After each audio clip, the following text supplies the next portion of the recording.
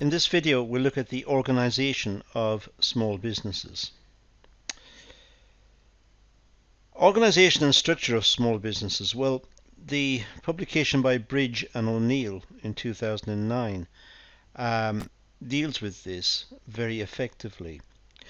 And they give a list of headings that we should consider when looking at the organization of small businesses.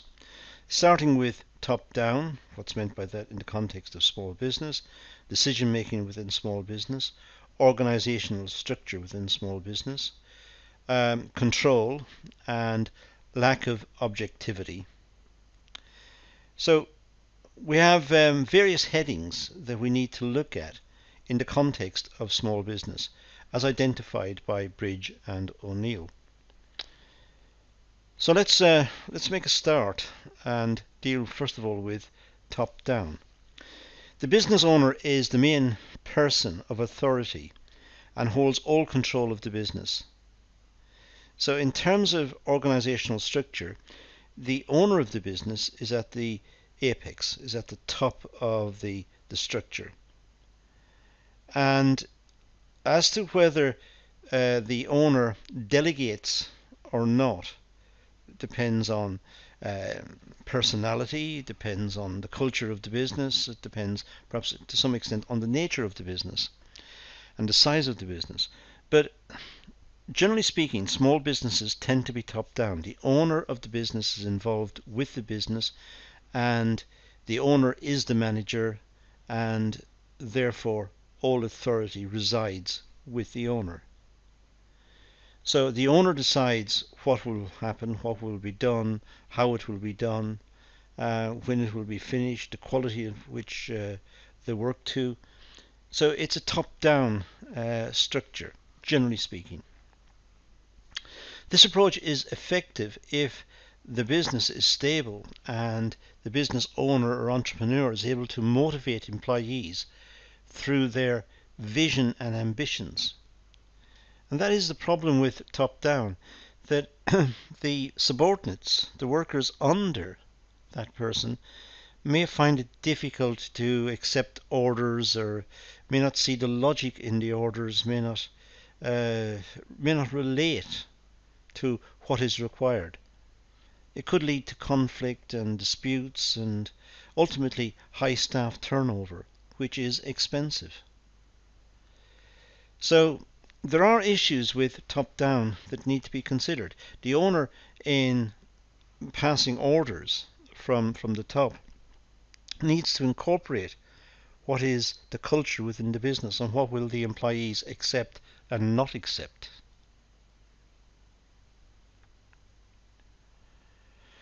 However, most innovative ideas come from employees. They are in touch with new technologies, economic and social developments. So a valuable source of information resides with the employees. And the problem is, if it's a very hierarchical structure with the manager stroke owner at the very top, giving top-down direction, then that valuable source of information may be lost. It's important that the manager deals with the employees in a way which enables the employees to give suggestions and feedback and comments and criticisms, and these are accepted.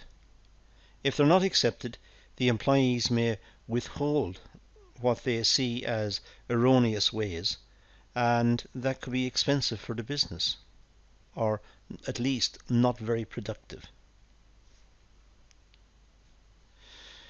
Decision making. Well, decision making in small businesses is more informal than in large organizations. Excuse me. In large organizations, they tend to have meetings and minutes and proposals and perhaps even modeling and projects to work towards. They may have prototyping to see how some decisions would work in practice.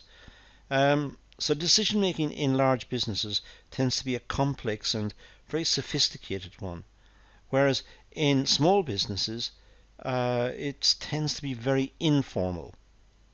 The owner has an idea, and the owner uh, tells the staff to make it according to his or her idea. So that may be a disadvantage. Decision making is a simple process: setting of objectives, making forecasts, evaluating the external environment, and contingency planning. In small businesses, they may make the process quite simple, may set objectives which are easily achieved, perhaps too easily achieved. Perhaps um, they're not exploiting the idea sufficiently. Making forecasts may be guesstimates. They may just guess at what is likely. They're very unlikely to engage in a lot of data collection and analysis. They haven't got time for that. And their evaluation of the external environment may be very piecemeal also, just what they observe around them and what they read in the local press. As for contingency planning, in the event of something untoward happening, they may not be in the position to develop very strong contingency plans, so that if something does happen, they are not prepared or ill prepared for that, and it may be catastrophic in terms of the survival of the business. In large organizations, there is a complex organizational structure with many lines of communication and chains of command, and the decision making is a lengthy process. Mind you, that can be a disadvantage because it may take a long time to make a decision. There may be a lot of criticisms, a lot of meetings. It could be a very expensive process. The large organizations don't have the same flexibility as small companies. But on the other hand, they're very thorough in looking at the proposals. They will research them and test them and discuss them and criticize them. Whereas in a small business, the owner simply decides it's a good idea or it's not a good idea. Do it or don't do it. So it may be better to have a larger organization making more informed decisions.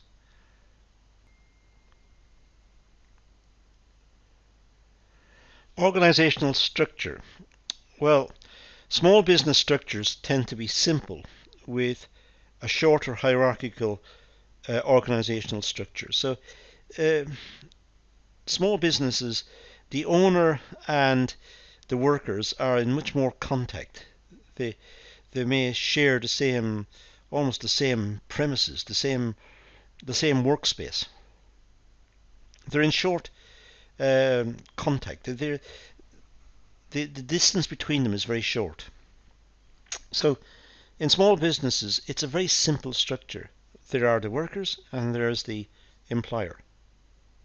In large businesses, there will be line management, departmental management, divisional management, and senior management, much more complex.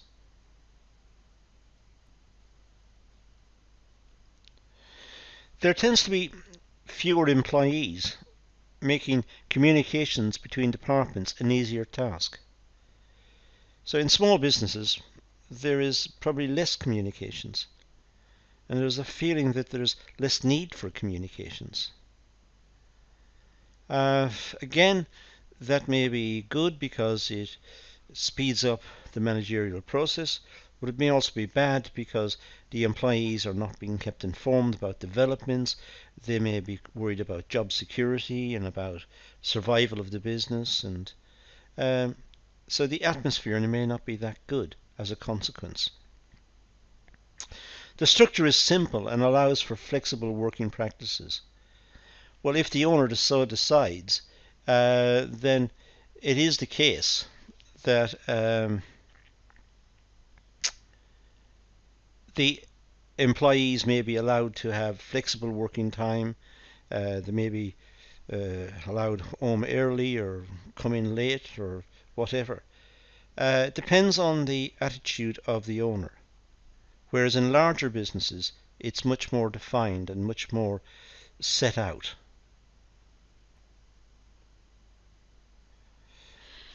Control. Well, all control is taken by one person, the owner. There are no formal or recognized boundaries or hierarchical structures which determine authority and power. There is just the workers, and one step up is the owner. And the owner can be viewed as the line manager, as the departmental manager, as the chief executive, but that one person has got all of the power. And as I said, that means it's easy to have contact with that person.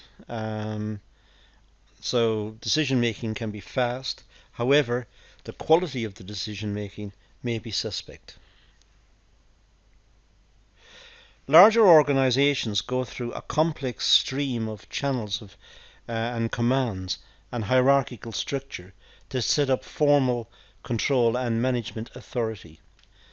We can imagine larger organizations who have to disseminate information by email or by poster on the company notice board, or have regular meetings with staff. It's costly, it's expensive, and there's no guarantee that the messages will be clearly understood.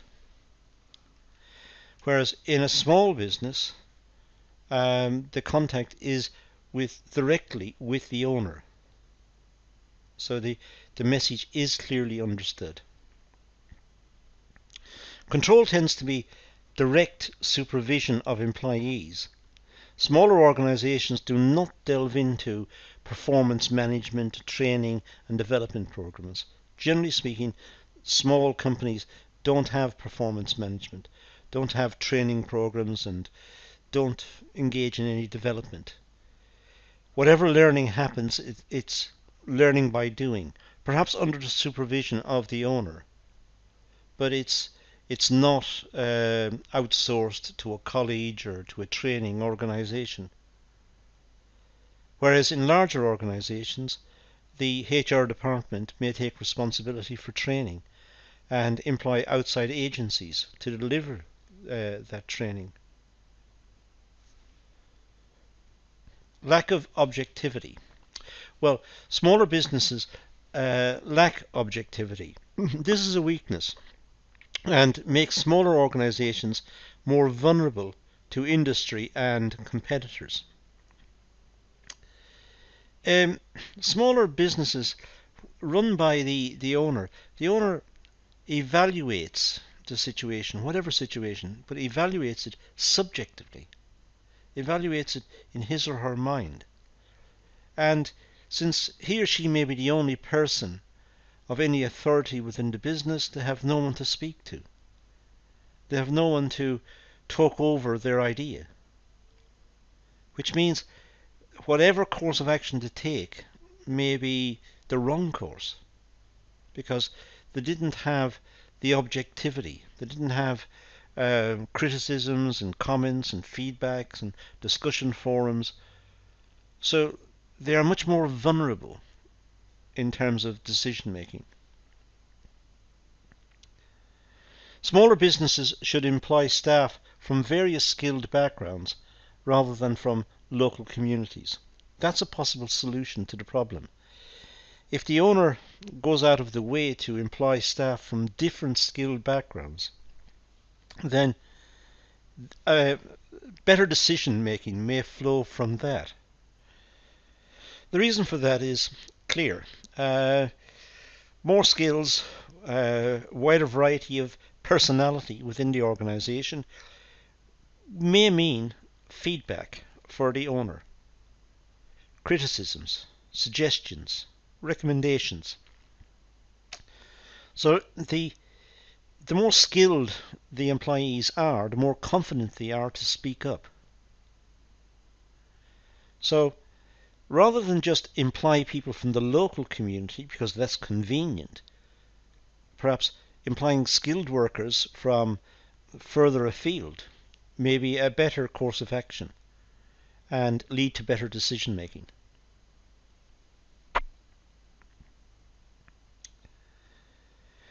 They need to recruit employees that are talented and show innovation. Small businesses are good at innovating. Historically, that's where a lot of invention and innovations came from.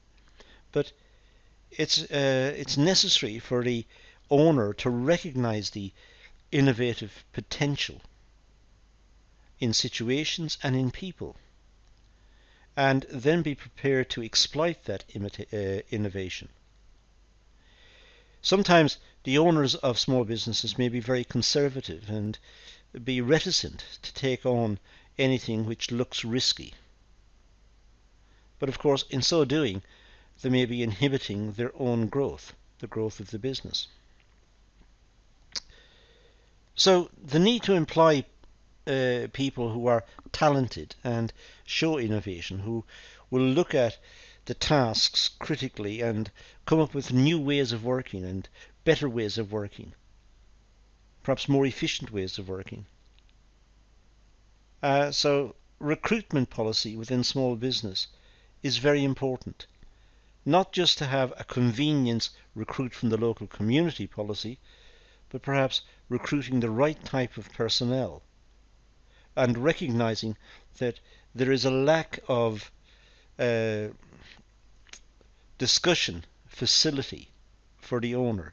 Recognize that the owner's decisions need to be scrutinized, and the owner, him or herself, should recognize this and seek suggestions and comments, and that would strengthen the whole structure of small business.